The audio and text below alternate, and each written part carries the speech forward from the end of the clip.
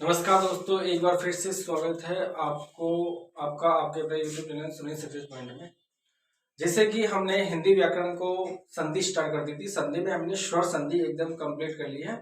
जिन्होंने भी स्वर संधि नहीं देखी है, एक बार प्लेलिस्ट में जाकर के जरूर देख लें। और आज हम बात करेंगे व्यंजन संधि के बारे में। तो व्यंजन संधि के बारे में स्टार्ट करते हैं। तो व्यंजन संधि की जो परिभाषा होती है वह होती है स्वर या व्यंजन।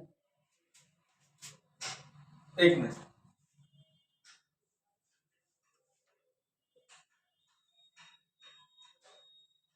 दो या दो से अधिक स्वर या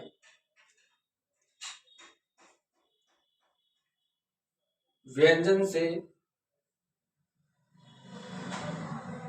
उत्पन्न विकार परिवर्तन को ही व्यंजन संधि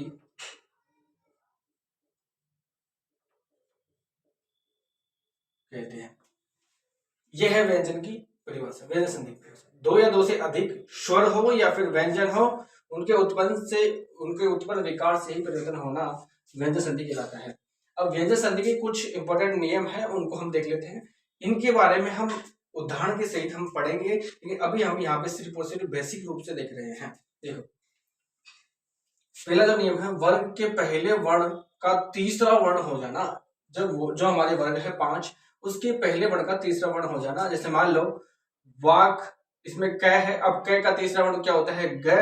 तो वाक प्लस ईस, तो ये हो जाएगा वागीश। इसके हम बहुत सारे उदाहरण लेके आएंगे, लेकिन अभी हम यहाँ पे सिर्फ आपको समझाने के लिए ही ये एक एक उदाहरण लिए हैं। वर्ग के पहले वर्ण का पांचवें वर्ण में परिवर्तन। जैसे मान लो वाक क में जो यानी कि पांचवा वर्ण होता है वो ये होता है। तो यानी कि वाग प्लस मय, तो वांग में। ठीक है। छह संबंधित जो नियम है, छह से पहले अगर च जोड़ना हो, जोड़ा जाता है यहाँ पे। ठीक है। तो देखो, परि प्लस छेद, तो ये क्या हो जाएगा? परिच्छेद। च आ गया ना यहाँ पे। और तय संबंधित नियम के बारे में बात करते हैं, तो तय का च हो जाता है। कैसे होता है? देखो, उत प्लस चारण उच्चारण, उत प्लस चारण उच्चारण। तो यानी यहाँ पे च आ गया ना, तय की जगह यहाँ पे च आ गया। ठीक है, ये नियम। न संबंधित नियम। अब देखो, इस तय के नियम में भी बहुत सारे नियम हैं, लेकिन उन सबको हम यानी कि उदाहरण के तौर पर समझ सकते हैं। यहाँ पे सिर्फ मैंने एक एक यानी कि नियम लिया है। उसके इसके भी उप नियम है, जिनको हम एक बार डिटेल से पढ़ेंगे, किसके अंदर उदाहरण सहित है। ठीक है, अभी सिर्फ आपको बेसिक समझा रहा हूँ। न संबंधित नियम, न का न होना। ठीक है, प्र प्लस मान प्रमाण। ठीक है। मैं संबंधित नियम, मैं का अनुस्वार में बदलना। जैसे मान लो सम प्लस कलन, संकलन हो गया, अनुस्वार में बदल गया ना। स संबंधित नियम के बारे में बात करते हैं, तो स संबंधित नियम स का श हो जाना।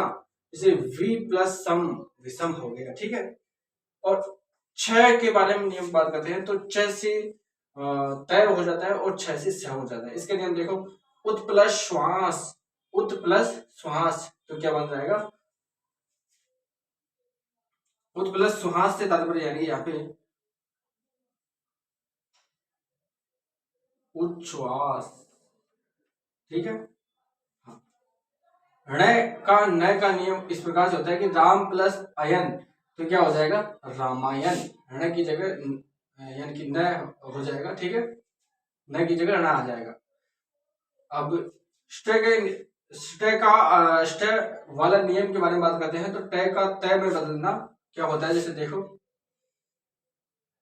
द्वय का नियम, द्वय में यानी कि तय और वह, तो यानी कि द और तय और ध में है परिवर्तन हो जाता है। जैसे मान लो उद प्लस हार, उद्धार हो गया। उद द की जगह क्या हो गया यहाँ पे? उद्धार। हा की जगह यानी कि ध हो गया, तो उद्धार हो जाएगा। पद प्लस हति, तो क्या हो जाएगा? पद्धति। पद प्लस हति, तो क्या हो जाएगा? पद्धति। तो ये तो सिर्फ मैंने यानी कि आपको एक बार समझाने की कोशिश की है।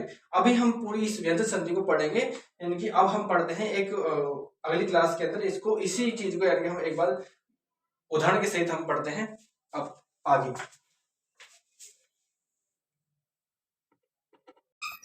देखो, अब हम व्यंजन संधि के जो उदाहरण हैं और उनकी कौन कौन से नियम हैं उनकी व्याख्या सहित अब हम अध्ययन करेंगे। तो ये जो व्यंजन संधि के कुछ बारे में बता रखा है, जैसे व्यंजन के बाद स्वर व व्यंजन आने से जो परिवर्तन होता है उसे व्यंजन संधि कहते हैं। जैसे वाग प्लस ईस वागीश, ठीक है, सत प्लस जन सज्जन। अब ये किस प्रकार से हुआ, कैसे हुआ, उसके बारे में यानी कि इन नियमों में दे रखा है।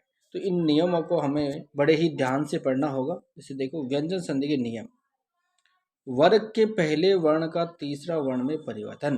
जो वर्ग होते हैं 5, उसके पहले वर्ण का उसी वर्ग के तीसरे वर्ण में परिवर्तन हो जाता है।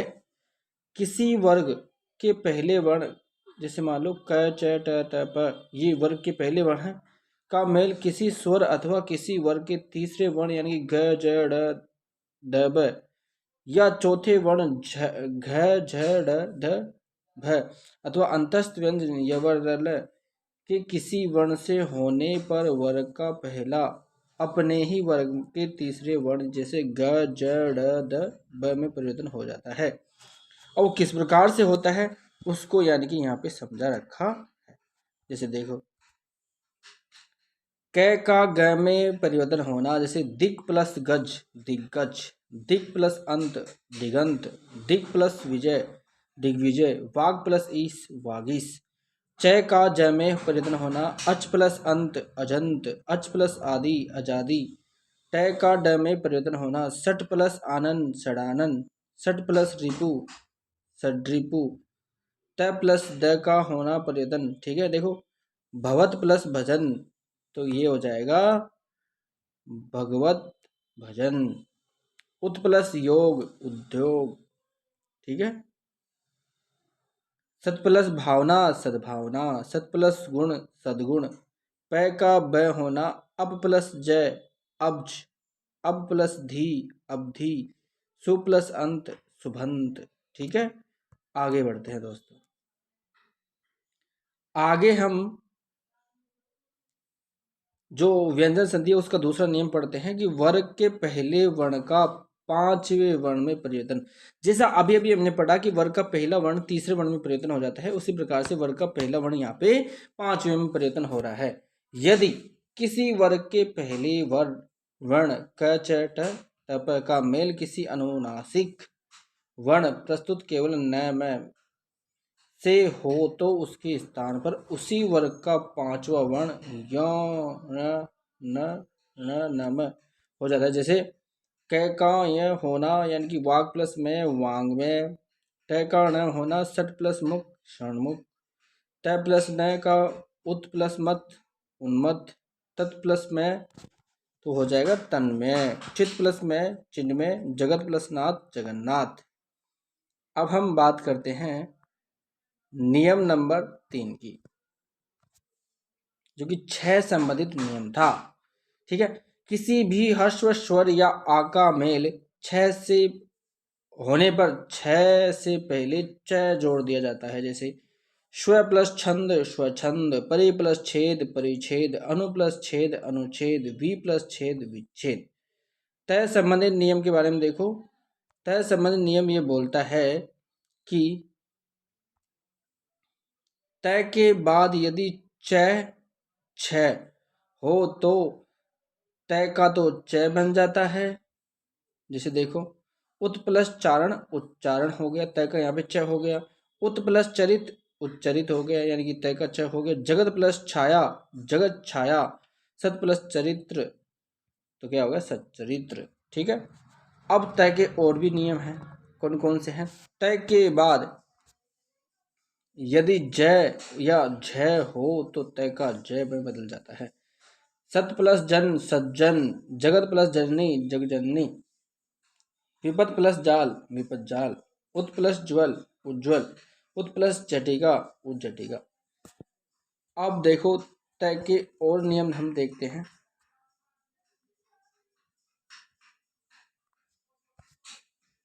तय के बाद यदि टय ड हो तो तय क्रमश टय और ड में बदल जाता है। जैसे वृहद प्लस टीका वृहद टीका, उत प्लस डयन उड्डयन।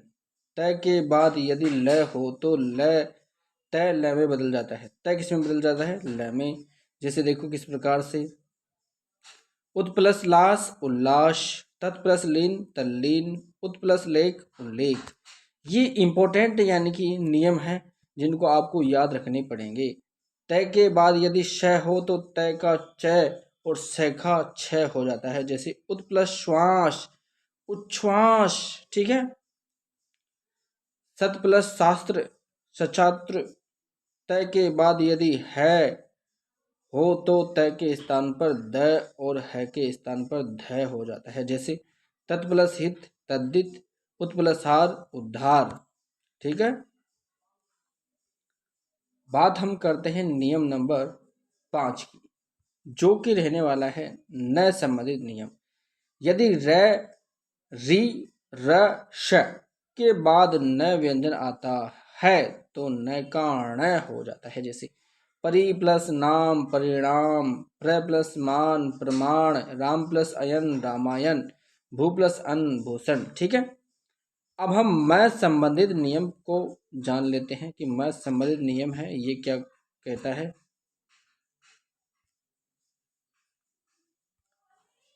मैं का मेल क से म तक किसी भी व्यंजन वर्ग से होने पर मैं उसी वर्ग के पंचमा अक्षर यानी कि अनुस्वार में बदल जाता है।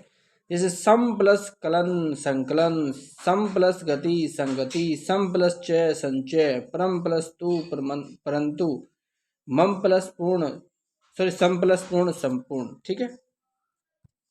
अब हम बात करते हैं यानी कि इसी के और नियम के। मैं का मेल यदि ये र ल व श श श है से होता है तो मैं सदैव अनुस्वार ही होता है। जैसे सम प्लस योग संयोग, सम प्लस रक्षक संरक्षक, सम प्लस लाभ संलाभ, सम प्लस विधान संविधान, सम प्लस संशय, सम प्लस सार संसार, सम प्लस हार संहार, ठीक है। ये है इंपॉर्टेंट इसके नियम। आगे हम बात करते हैं और नियम के बारे में। मैं के बाद अगर मैं आने पर प्रयत्न नहीं होता, जैसे सम प्लस मान सम्मान, आधा मैं वहां पे हो जाएगा, सम प्लस मति सम्मति, ठीक है। आजकल सुविधा के लिए पंचमा अक्षर के स्थान पर पर्याय अनुस्वार का ही प्रयोग होता है। ये इंपॉर्टेंट बात थी। नियम नंबर 7 के बारे में अब हम बात करते हैं, जो कि अंतिम यह नियम रहने वाला है। स संबंधित नियम। स से पहले ए आ से भिन्न स्वर हो तो श का श हो जाता है। जैसे वी प्लस सम विषम, वी प्लस साध विषाद, सु प्लस समा सुषमा। ये हैं व्यंजन संधि के इम्पोर्टेंट नियम जो कि मैंने आपको बता दिए हैं। आशा करता हूँ आप सभी को ये वीडियो अच्छी लगी होगी। अच्छी लगी तो इस वीडियो को लाइक करो, चैनल पे नए हो तो इसको सब्सक्राइब करो। तब तक नेक्स्ट वीडियो तक जय हिंद जय भारत। नमस्कार दोस्तों, एक बार फिर से स्वागत है आपके अपने YouTube channel Sunil success point में।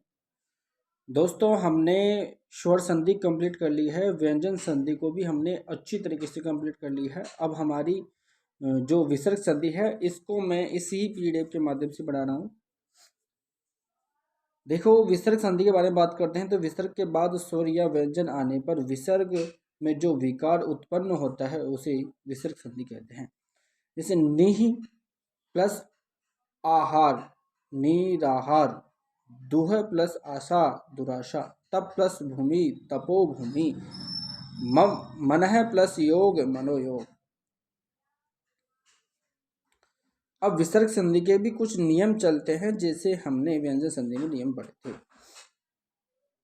विसर्ग का ओ हो जाता है यदि विसर्ग से पहले ए और बाद में ए अथवा प्रत्येक वर्ग का तीसरा चौथा पांचवा वर्ण अथवा य र ल व है हो तो विसर्ग को ओ हो जाएगा। मतलब वर्ग का तीसरा चौथा पांचवा वर्ण और प्लस में य र ल व है हो तो विसर्ग का क्या हो जाता है, ओ हो जाता है।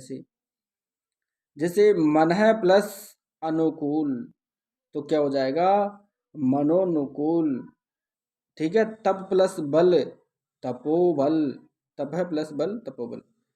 तपः प्लस भूमि तपो भूमि, पय प्लस धन पयो धन, अध प्लस गति अधो गति, वय प्लस वृद्धि वयो वृद्धि। ठीक है, पय प्लस द तो क्या हो जाएगा, यह हो जाएगा पयोद। मन है प्लस रथ मनोरथ। ठीक है, इस प्रकार से मन है प्लस योग मनोयोग, मन है प्लस हर मनोहर। आगे हम बात करते हैं, अब इसके ये जो नियम है इसके अपवाद भी हैं, उसके बारे में भी हम जान लेते हैं कि पुनः एवं अंत में विसर्ग का र हो जाता है। जैसे पुनः प्लस मुद्रण, तो इसमें क्या हो जाएगा पुनः पुनर्मुद्रण। ठीक है, अंतः प्लस धान अंतर्धान, पुनः प्लस जन्म पुनर्जन्म, अंतः प्लस अग्नि अंतरग्नि। नियम नंबर 2, विसर्ग का र हो जाता है यदि विसर्ग से के पहले ए या आ को छोड़कर कोई दूसरा स्वर हो, बाद में आ उ या बड़ा उ दीर्घ उ या तीसरा चौथा पांचवा वर्ण या य र ल व में से कोई भी हो तो विसर्ग का र हो जाता है। तो इसमें देखो यानी कि नी है प्लस आशा निराशा, नी है प्लस धन निर्धन, नी है प्लस बल निर्बल। ठीक है,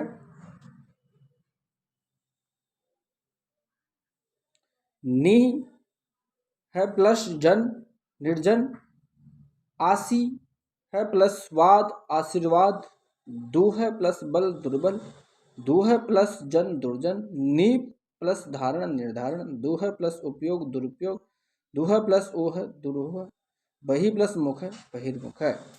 अब हम बात करते हैं नियम नंबर 3 की। विसर्ग का स हो जाता है यदि विसर्ग के पहले कोई स्वर हो और बाद में च छ और श हो तो विसर्ग का स हो जाता है। ये इंपॉर्टेंट है। जैसे निह प्लस चिंत निश्चिंत, निह प्लस छल निश्चल, दुह प्लस शासन दुशासन, दुह प्लस चरित्र दुश्चरित्र। ठीक है, अब हम बात करते हैं नियम नंबर 4 की ओर। विसर्ग का प होना।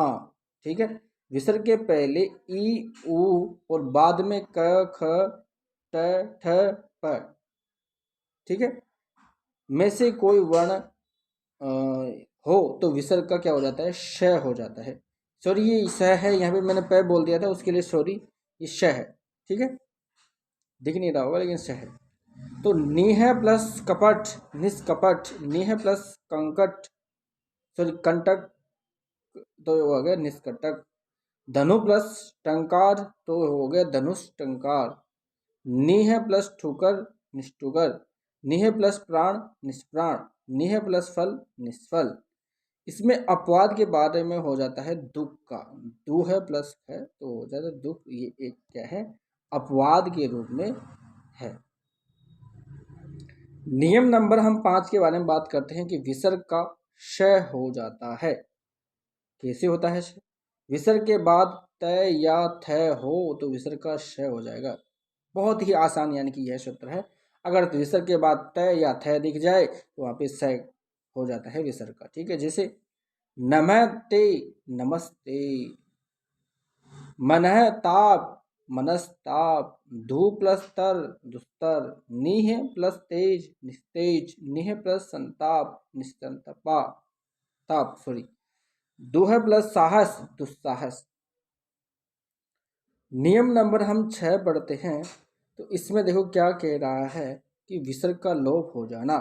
यदि विसर्ग के बाद 6 हो तो विसर्ग लुप्त हो जाता है और च का आगम हो जाता है। जैसे अनुह प्लस छेद अनुच्छेद, छत्र प्लस छाया छत्र छाया। यदि विसर्ग के बाद र हो तो विसर्ग लुप्त हो जाता है और उसके पहले स्वर दीर्घ हो जाता है। जैसे निह प्लस रोग निरोग, निह प्लस रस निरस। ये काफी इंपॉर्टेंट है दोस्तों। यदि विसर्ग के पहले अ या आ हो तो विसर्ग के बाद कोई भी स्वर यानी कि भिन्न जो स्वर है हो तो विसर्ग का लोप हो जाता है। जैसे